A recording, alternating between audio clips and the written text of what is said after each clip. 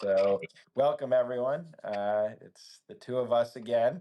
Charlie Sykes to the contrary. I'm Julian Zelizer of the Long View, and we're excited to have this conversation. Charlie, I'm glad you could do this. Thanks for joining me. Hey, anytime. Thank you. So I found this quote from President Eisenhower in 1958. It was Rule of Law Day, and he said, "Freedom under law is like the air we breathe. People take it for granted or are unaware of it until they are deprived of it." And then he went on to say, in a very real sense, the world no longer has a choice between force and law. If civilization is to survive, it must choose the rule of law. So I wanted to just throw that out to start our conversation. And I saw in your Substack some interaction you had, some correspondence with Judge Michael Ludig. And I was wondering if you could tell us who he is and what the Yeah. correspondence was about. Well, first of all, yes, Judge Ludig, of course, was is well known, I think, to many listeners. He used to be an appellate court judge, one of the most respected conservative jurists in the country. At one point, was on the short list for the U.S. Supreme Court, and he has become an eloquent and powerful voice for the rule of law. He's written very extensively about this. You might remember his testimony before the January 6th committee. He played a crucial role, I think, in urging Vice President Mike Pence to obey the Constitution as opposed to going along with what Trump tried to do to overturn the election back on January 6th. So Judge Ludig is crucial, I think, because he makes it clear this is not a right or left issue. This is not a Democrat or Republican issue. That there is this fundamental bedrock principle of the rule of law and how essential it is for everything that we do. And so he just wrote me a note the other day. We have done some events together. We've corresponded and talked together, and I was just very flattered about it. And I wanted to also just remind him how important his voice is right now, because it does feel as if everything's in play, doesn't it? I mean, it does feel as if all of these things that we had taken for granted now are under challenge, and we have to remind ourselves how fundamental it is and that it's worth defending.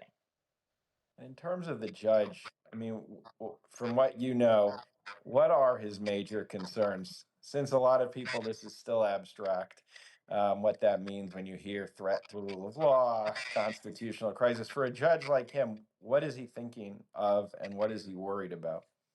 Well, I mean, I would urge people to read his piece in the Atlantic, where he talks about that.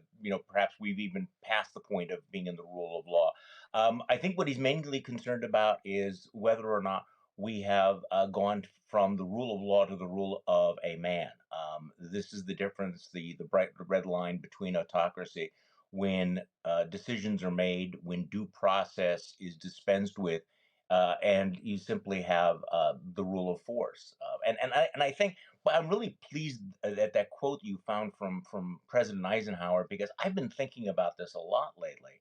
That we actually did take all of these things for granted for so long. It was kind of like this background noise that we didn't think about, we didn't talk about, we just assumed that it was there.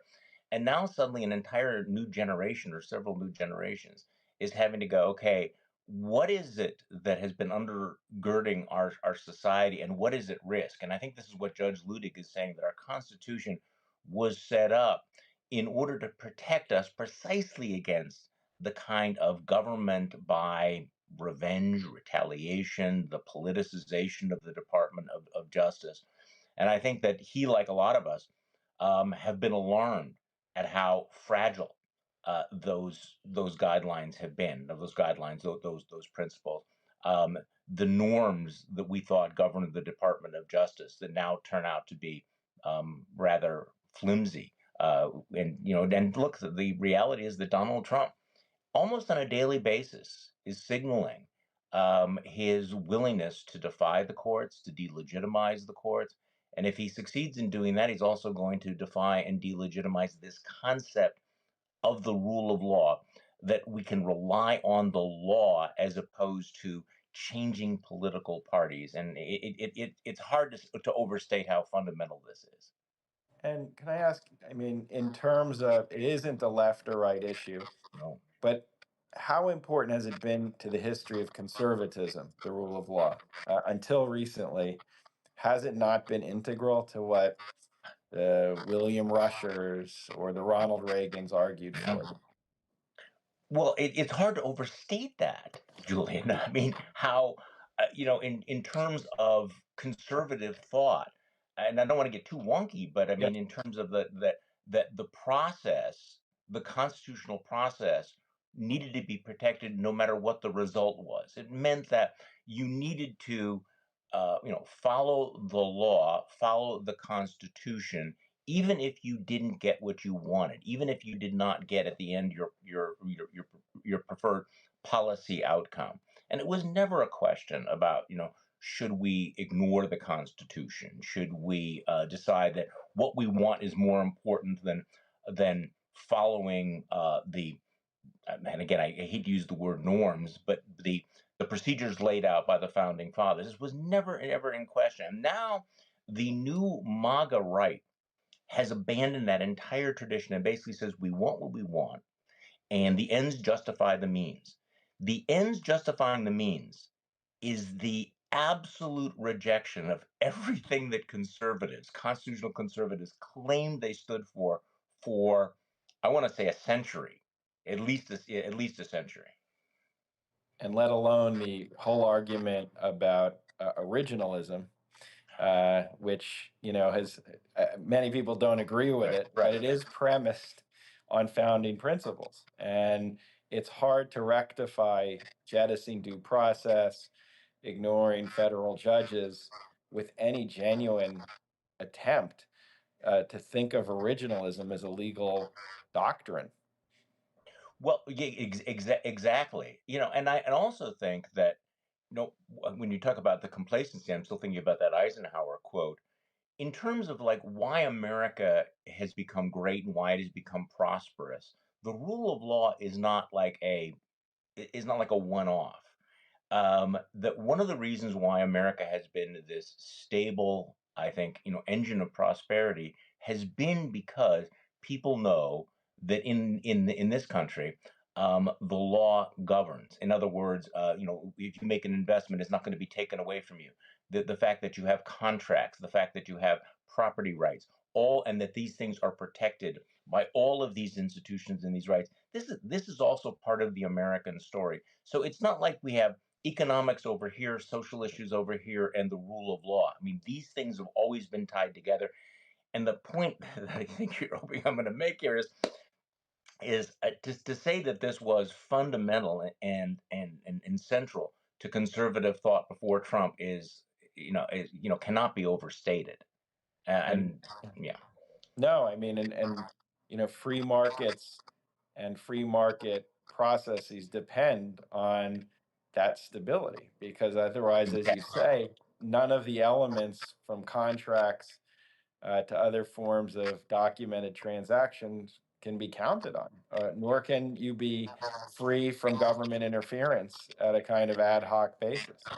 Exactly, and of course, it's not a coincidence that we also see the Republican Party, which 5 minutes ago was a supporter of free markets and free people making these decisions, now abandoning all of that. I mean, again, the notion that you have all power centralized in Washington, all power centralized in the executive, picking the winners and choosers of the economy is again 180 degrees opposite what conservatives claimed they were in favor of. I cannot tell you the number of interviews and events I was at where people said, the government should never pick the winners and losers in the economy. That's what the marketplace does. And what do we have right now? We have Donald Trump sitting behind the desk governing by economic whim. I will give you, governing by fear and favor. I will give you this favor, or I will punish you. Um, the the whole notion that the government would tell you how many pencils you need, how many dolls you need, or that the president of the United States would threaten Walmart and you have to eat these tariffs. There's nothing. There's no straight line continuum from conservative belief in free markets to what Donald Trump is doing. And Trump is Trump. But what is extraordinary is the willingness of the Republican Party to go along with this. And um, I just have to say, I have a podcast coming out today with Jessica Riedel, who used to be with the Heritage Foundation. Now she's with the Manhattan Institute, been advising conservative politicians. And we walk through the complete abandonment of any sort of fiscal conservatism, fiscal responsibility, or free market ideology in the Republican Party. And it really is quite extraordinary. And the last thing I'll just add on this is that it is remarkable now to see how all our presidents, and many of them have done bad things, have accepted this as a Yeah, basic, meaning it was a norm that you're not going to challenge the legal system right. or ignore it. You might try to get around it. You might Yeah. do things that violate it, He as was Nixon unhappy with did. it. But this is a very different mentality where it's not even necessarily, I mean, we'll see how this plays out, but a legitimate source of the constitutional fabric of the country. Well, exactly, and I think that you're seeing the alarm about this. Eisenhower obviously was aware of the fragility and what a near run thing it was. I think in his life experience, and I think we did forget that. But I think that and you mentioned Judge Ludig, and I think you and I have talked about this before because I do think this is worth keeping an eye on. That we when we think in terms of right versus left, conservative versus liberal, in our elected politics, all the conservatives have been excommunicated. They've been driven out of office, right? They've been primaried. But there is still this remnant of principled conservative constitutionalists who are in the judiciary, who are in the legal world. And you may disagree with them on many, many, many things, but I think that you're starting to see a rising level of alarm and you're seeing this even from members of the Supreme Court. It's not a coincidence that you're having conservative justices who are signing on to decisions that really repudiate the way that Trump is handling due process. So Judge Ludig has given voice to this as well as other judges. It was very significant in that conservative judicial world when J. Harvey Wilkinson, the appeals court judge, wrote that stinging opinion about the Abrego Garcia case. Mhm. It's one thing for Lawrence Tribe or somebody on MSNBC to say that Trump is posing a danger to the rule of law, but right now you're getting these voices from inside the House. Donald Trump doesn't understand this. He doesn't understand that there is this group of judges that actually, may be conservative, but actually believes in the rule of law and has respect for the Constitution. He's very result oriented. He's, ends justify the means. And so you'll see in MAGA this sense of, well, you people have betrayed us. All the anger at Amy Coney Barrett. But people like Justice, Roberts and Amy Coney Barrett are looking at this going, okay, this is real. This is not a drill. We need to take this very, very seriously. So I think that's one of the more important developments of the last few months. And what it so there are people who are so disillusioned Yeah. that you hear them say, what does it matter? So judges will say what they want to say, but there's no stopping this train. But I think you now pointed very specifically to it can have an impact on Supreme Court Right. justices, I think, to hear this, conservative ones. What other kind of impact do you think these rulings, these statements have at a moment in history like this? Well, I think just stepping back from the legal issue, I think that part of the challenge we face is what you just described is sort of the despair, kind of the shrug, like okay, you can't stop it, it's irresistible, and I think that that's something that we all have to cope with is to at least think that there's some sort of hope, and you've heard my distinction between hope and optimism. Optimism is just belief that everything's going to get better. Hope is if you struggle and you fight, you can make things better. So I do think that we need to encourage the voices that are speaking up, the lawyers, the people who are willing to put their careers on the line. It's one thing to protest and to attack the bad actors, which I am more than willing to do, as you know. But I also think that it's important that every time someone takes a principled stand, that they realize they're not alone. And I think that there's a sense of isolation. And again, let me turn it around. What I think the Trumpists want to do is they want to demoralize the opposition. They want to make you think that there's nothing that can be done, or that you're the only one that is seeing this. So in terms of like what can we do together, I do think it is the, hey, figure out the person who's just put their life on the line, somebody who has gone out on a limb, and make sure they know they're not alone. And I know that may sound trivial, but trust me, it's not. No, and these judges are often feeling threatened and intimidated, Right. and it is. I think you're exactly right. I mean, how do you counteract a president who denies the legitimacy Yeah. of the legal world and the legal system? Is to have judges explaining why it's so important, especially conservative judges. But they then need support because every institution that stands up to this administration then is potentially threatened. And it also just builds another narrative to what the Right. president wants to promote. I wanted to ask, he's tweeted out, so there's elements where you see due process jettisoned on Yeah. deportations where it's kind of obvious what's going on and the immediate risk. Mm. And again, that's not about the people being deported or whether that's Right. right or wrong. It's just about the process. Right. But there are these tweets he's now sending or whatever, social media messages about the Supreme Court. I think he sent out two when they ruled against him. Yes. How do you read those? Do you read those as a president preparing to say, I will not follow the Supreme Court? Or do you see it as a president essentially threatening and intimidating the Supreme Court and judges more broadly, as he has done with other institutions? Well, I'm really glad you asked me that because I do think attention needs to be paid. I know there's a school of thought. Let's just simply ignore what he's saying. No, I don't think we have that luxury anymore. So I think he's doing all of those things. Let's not assume that he's a great strategic thinker. But what he has shown is an ability to sort of lay the groundwork for things that he's going to do. And I think that right now you need to take him both seriously and literally. So in my newsletter yesterday, I said, "Is this one of his most dangerous bleats, bleat or tweet, whatever?" When he retweeted this deplorable attorney named Mike Davis suggesting that the Supreme Court's ruling was illegal. Now, does Donald Trump believe that? Does he think that? No, but he's willing to throw that up against the wall. He's willing to chip away at the legitimacy of the court. He's prepping his base for thinking, well, this court is illegitimate. They are leftist. They're being duped. What they are doing is illegal. So he's the same man that had that, I think it was a bogus Napoleon quote. You're the historian, that he who saves the nation cannot break the law. So he keeps pushing and pushing and pushing. So I think on the one hand, he's undermining the rule of law with his base, and he's been amazingly successful at doing that. And he's also trying to bully and intimidate the courts. He's sending the courts basically the message, hey, nice court, nice rule of law you have there. Be a pity if anything happened to it. Sort of threatening Justice Roberts and others.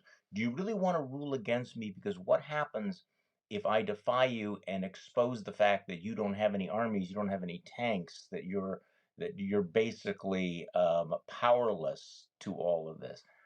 I think he's trying to do that. I think it's backfiring at the moment. Now, I mean, we have to, early days, lots of different decisions, but I think that federal judges and Supreme Court justices are hard to bully and intimidate because they have lifetime tenure. Doesn't mean it cannot happen, but that again, it's a two-track strategy, and I think that we ought to pay attention to it and and watch those things because at this point he's the president of the United States. He's weaponized the Department of Justice. He's shown himself willing to do things that would have been inconceivable even 12 months ago. So let's not indulge any sort of fantasy that, oh, he's just blowing off steam or trolling us. We're past that. Well, I mean, to that point, the Eisenhower quote where we started, he said, people take it for granted and are Right. unaware of it until they are deprived of it. Right. So, one consequence of what the president is doing might be to make heighten awareness in a public that doesn't really think of these as issues, and all of a sudden turn it into something that is politically potent, both against him and the Republican Party, as they see what this means to not have rights we accepted as normal. I think this is a tremendously important point. I really do, because it feels as if we're being reintroduced to these first principles that, perhaps because we'd taken them for granted, we hadn't really thought about them. And now, again, it's like discovering it and then having to think through, why do we care about due process? Why is it important? What is, what was the structure of government that the founding fathers gave us, which was obviously deeply flawed? But what does the Bill of Rights mean? What should our relationship to government be? Should people actually be afraid of their government? I said a couple of days ago that it's surreal that right now, so many Americans are afraid of saying things, writing things, because they're afraid that their government will punish them. This is a fundamentally un American thing. And most of us in our lives have never really experienced that. I mean, I'm sure that you can come up with counter Yeah. examples, but most of us, if I'm sitting down and I'm writing a post, or you're writing a post, or you're Jim Comey and you're about to, put something on Instagram, should you be thinking, you know what? The power of the government will come down and retaliate against me for my thoughts and my words. So again, we're kind of going back to these first principles. And so this is it feels like a defining moment, Julian, not just in terms of politics, but in terms of like Americans going, okay, we need now to think about the big things. What does it mean to be an American? What is actually most important to us? What do we value the most? You know?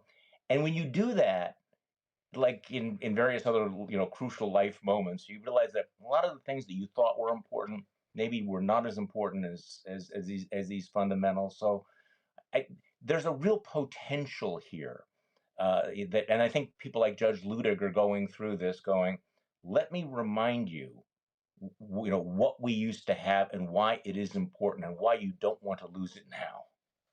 And my last question was going to be, again, building on that, is so we're at this crossroads moment just on due process issues and the rule of law and the questions we're talking about. What are you looking for, not in terms of President Trump further eroding that system, but in terms of people mobilizing at some level from the world of law to the streets, to protect this system that I think many people love very dearly and cherish as a core part of the country?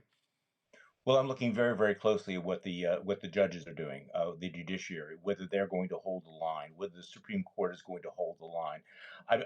And when I say the Supreme Court holding the line, I'm not saying that they will rule 100% of the time, because they're not going to. But when it comes to these fundamental issues, are they willing to stand up? I mean, I think that when the court comes out with 7-2 rulings on the question of due process, when you see people like Samuel Alito and Justice Thomas so isolated, this is a good sign. So I'm watching that, but I'm also watching, and this may be misunderstood, I'm really, watching the elite institutions who had been so frightened early on, whether or not they're going to find their feet. And I'm talking about the universities. I'm talking about law firms. I'm talking about the major institutions of civic society.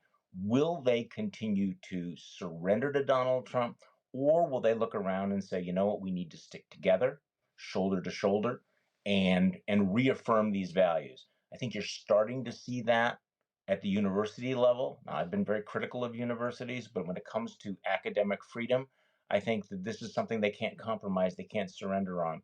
So I think that kind of pushback is going to be crucial. Will we see some sort of a backbone?